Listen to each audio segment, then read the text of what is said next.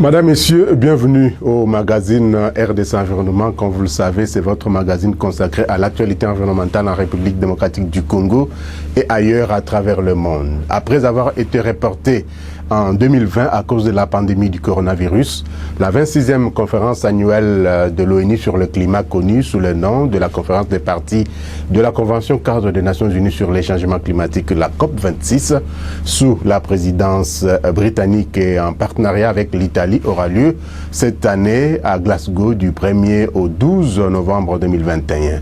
D'ores et déjà, le gouvernement britannique travaille autour de 5 campagnes pour la COP26, à savoir l'adaptation et la résilience, bien sûr, aux effets du changement climatique, la nature, la transition écologique ou énergétique, le transport routier propre et la finance. Nous reviendrons au fur et à mesure dans nos prochaines éditions pour plus de détails dans cette émission RDC Environnement.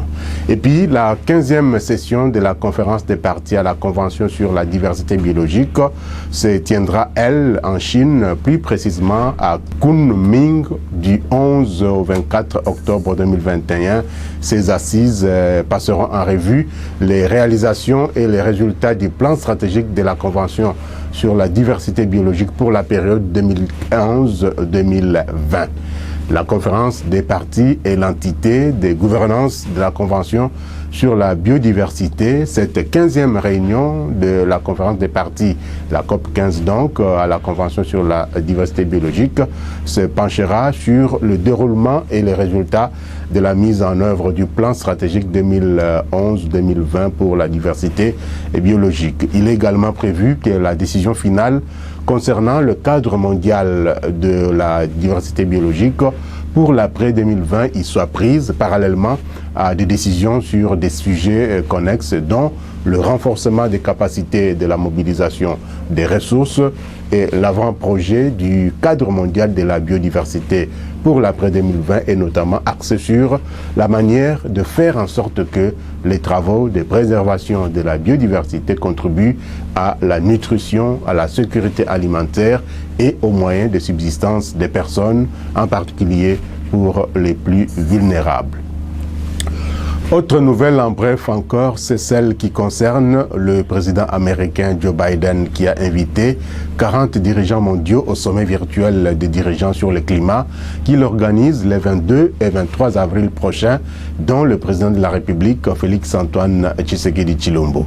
Le président Biden a pris des mesures dès les premiers jours de son mandat pour ramener les États-Unis dans l'accord de Paris. Quelques jours plus tard, le 27 janvier donc, il a annoncé qu'il convoquerait rapidement un sommet des dirigeants africains afin de galvaniser les efforts des principales économies pour lutter contre la crise climatique. Ce sommet des dirigeants sur le climat soulignera l'urgence et les avantages économiques d'une action renforcée en faveur du climat. Il s'agira également d'une étape clé sur la voie de la conférence des Nations Unies sur les changements climatiques, la COP26 dont nous venions de parler, qui se tiendra en novembre à Glasgow, en Écosse. Ces dernières années, les scientifiques ont souligné la nécessité de limiter le réchauffement climatique ou le réchauffement planétaire à 1,5 degré Celsius afin d'éviter les pires conséquences du changement climatique. L'un des principaux objectifs du sommet des dirigeants et de la COP26 sera donc de catalyser les efforts visant à maintenir cet objectif de 1,5 degré Celsius à portée de main. Le sommet mettra également en évidence les exemples de la manière dont une ambition climatique renforcée créera des emplois bien rémunérés, fera progresser les technologies innovantes et aidera les pays vulnérables à s'adapter aux impacts climatiques. D'ici au sommet, les États-Unis annonceront un objectif ambitieux en matière d'émissions pour 2030 au titre de leur nouvelle contribution déterminée au niveau national dans le cadre bien sûr de l'accord de Paris. Dans son invitation, le président a exhorté les dirigeants à profiter du sommet pour exposer la manière dont leurs pays contribueront également à un renforcement de l'ambition climatique. Le sommet s'articulera autour des différents thèmes, à savoir galvaniser les efforts des principales économies mondiales pour réduire les émissions au cours de cette décennie climatique, au cours de cette décennie critique, afin de maintenir à portée de main une limite de réchauffement climatique de 1,5 degré Celsius.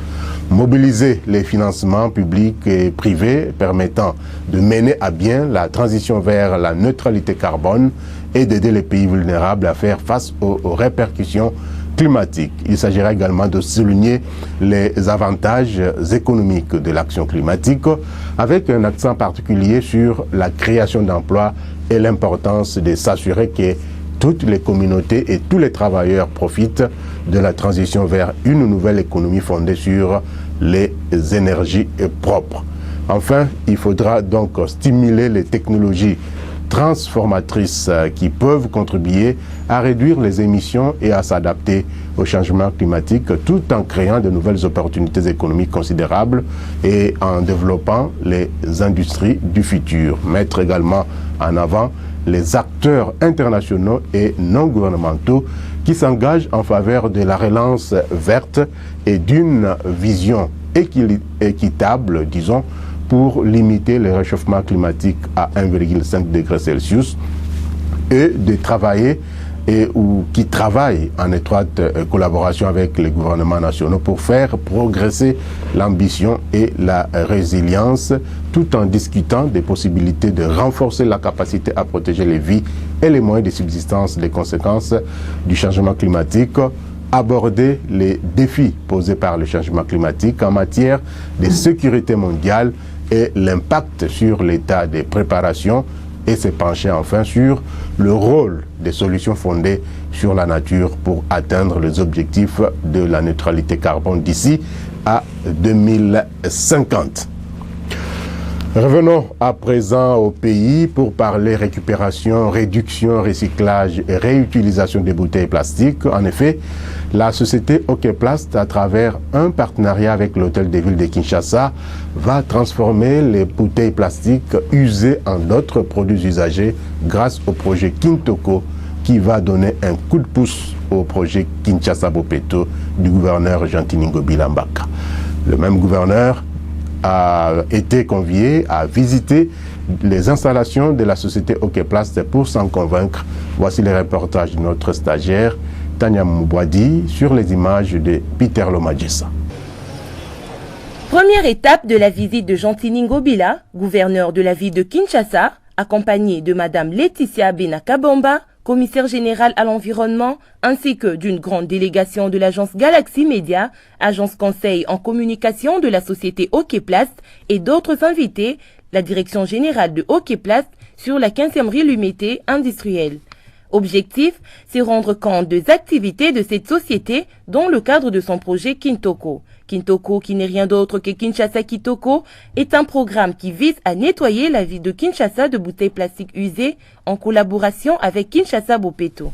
Kintoko est un programme de lutte contre l'insalubrité en RDC qui met sa technologie au service du recyclage des déchets de bouteilles plastiques PET à travers ses machines innovantes, ses conteneurs inédits dans toutes les communes de Kinshasa.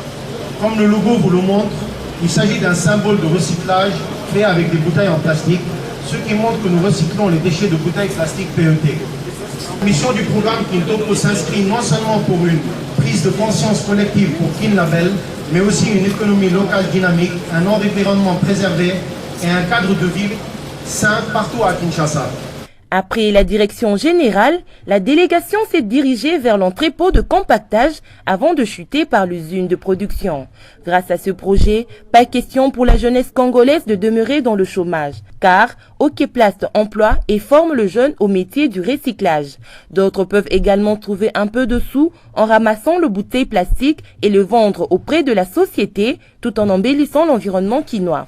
Prenant la parole à cette occasion, le gouverneur de la ville de Kinshasa, Jean-Tini Ngobila, a circonscrit l'objectif de cette visite dans les installations de Okeplast. En visitant cette usine, je pourrais dire que nous venons d'assister ici à la preuve la plus affirmée d'une écologie industrielle.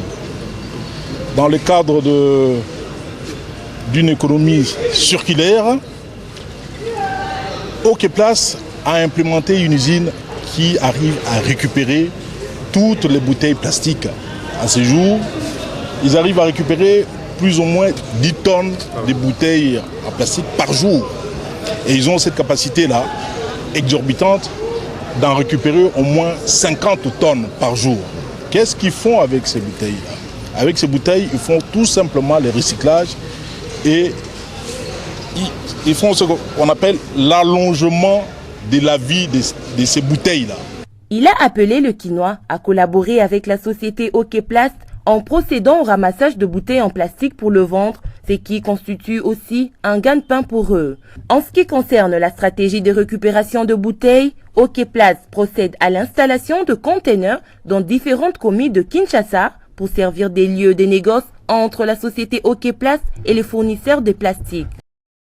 Restons encore chez Okeplast pour vous dire qu'un jour auparavant, c'était au tour de la commissaire générale à l'environnement de la province de Kinshasa, Laetitia Benakabamba, de visiter les points d'achat des bouteilles plastiques qui vont servir à la fabrication d'autres objets en plastique dans le cadre d'une économie circulaire et ainsi donner une nouvelle vie à ce que les communs des mortels considèrent comme des déchets et pourtant ce ne sont plus des déchets, mais plutôt des matières premières secondaires. La protection, la préservation de l'environnement est l'affaire de tous. Pour une économie locale dynamique, un environnement préservé, un cadre de vie sain et une prise de conscience collective.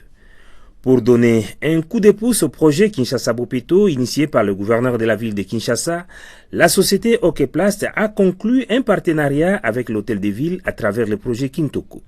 Objectif: récupérer, réduire, recycler et réutiliser les bouteilles en plastique.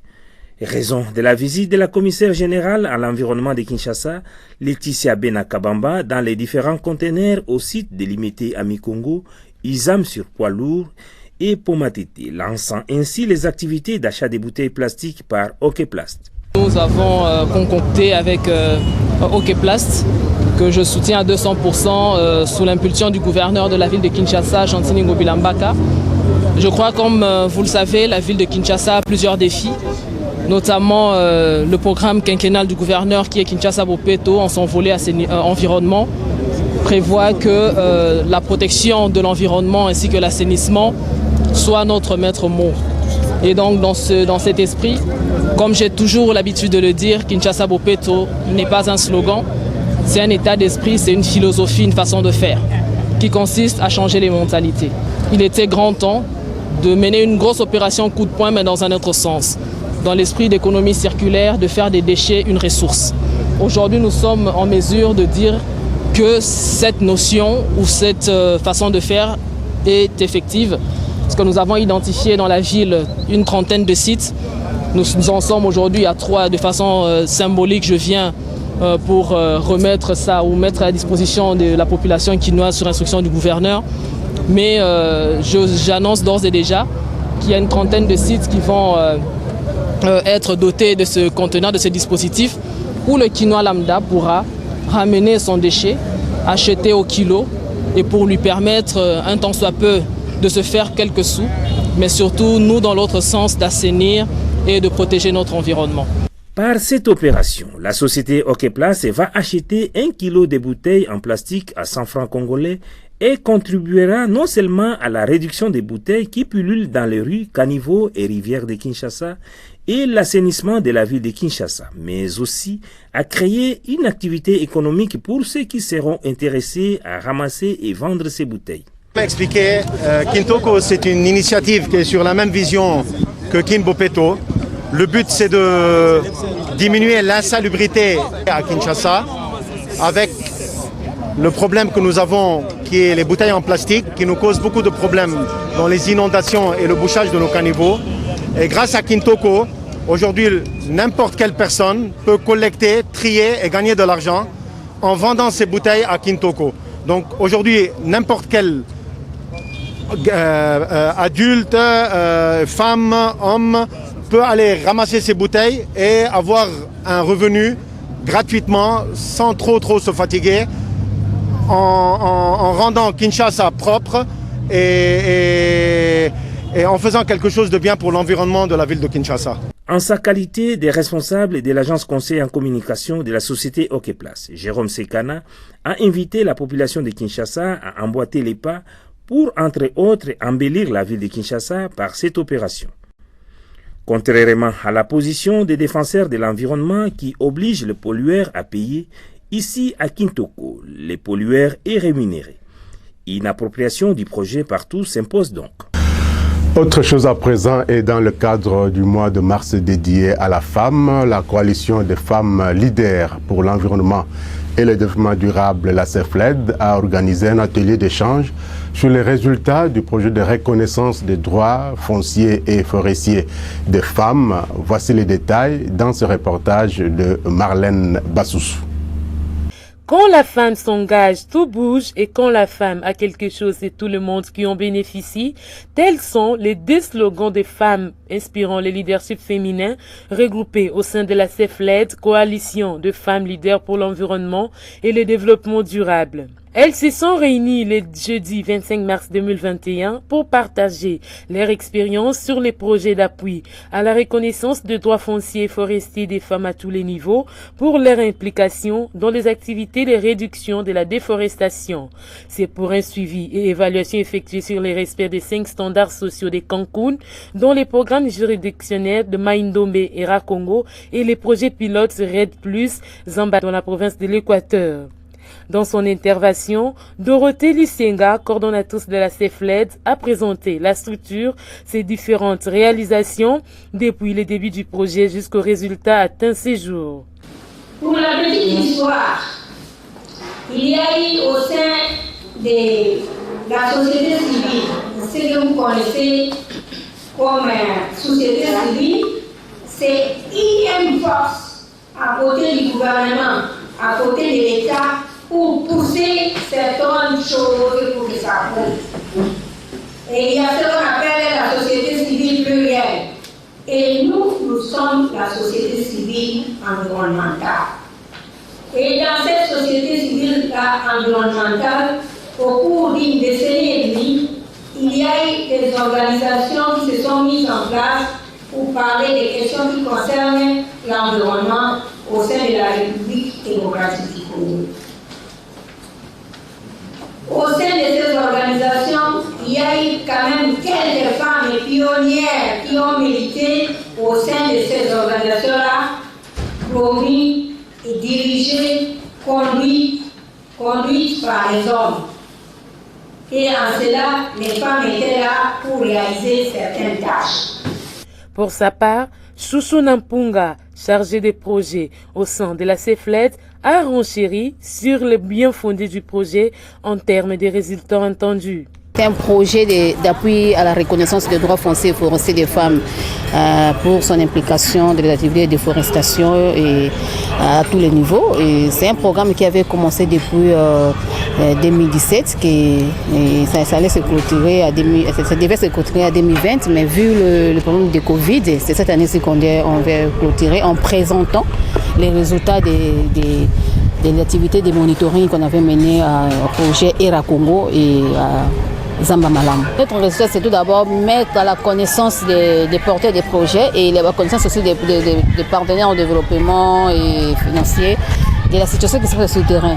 Et nous attendons aussi que ces plans que vous voyez à côté, les simples d'utilisation des terres des femmes, soient vraiment appuyés pour que ces femmes aujourd'hui aient un peu de concessions et des activités concrètes pouvant contribuer à la réduction de la déforestation. Comme on sait les changements climatiques, on a maintenant appuyé ces femmes-là pour exécuter des activités qui sont bien définies dans leur plan de simple d'utilisation des terres.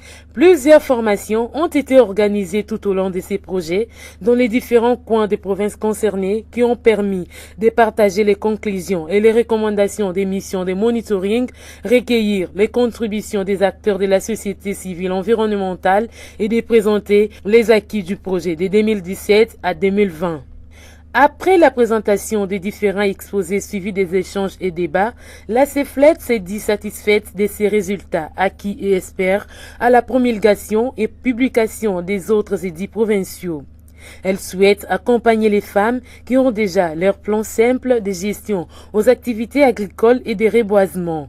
Elle compte également animer les formations des formatrices et des formateurs au niveau local, en élargissant son champ d'action dans les tout prochains jours sur toute l'étendue du territoire national. Motif de satisfaction pour les participants à ces travaux au vu du travail abattu par la gente féminine dans ces projets. C'est vraiment une grande première dans le secteur des ressources naturelles, que nous ayons une plateforme de femmes, même si le genre c'est pas seulement la femme, hein, mais une plateforme d'acteurs féminins qui travaillent dans la promotion de la gouvernance des ressources naturelles. C'est vraiment une très grande chose à encourager. Et comme elles ont commencé, vraiment ça ne date pas de 10 ans, même pas de 5 ans depuis qu'ils existent, et que déjà il y a des avancées en termes de résultats. Premièrement, le fait d'avoir déjà des édits au niveau provincial qui reconnaissent les droits fonciers aux femmes, aux genres et aux peuples autochtones, ce qui est vraiment une très grande avancée.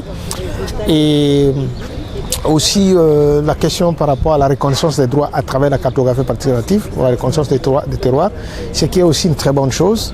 Mais je voudrais seulement les encourager à aller de l'avant, que les résultats qu'ils viennent d'obtenir aujourd'hui, ce n'est qu'une étape.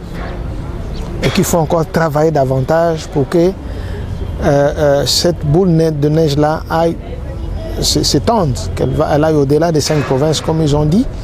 D'ailleurs, les édits, c'est seulement pour 1 ou 2 provinces, mais qu'ils aillent au-delà, parce que le travail est très grand, mais on a besoin d'acteurs pour que cela puisse s'étendre à travers le pays. Cette activité est réalisée grâce à l'appui financier de Rowan Forest Norway Funds rentre dans le cadre des réalisations de la CEFLET pour commémorer ces mois de mars dédiés à la femme.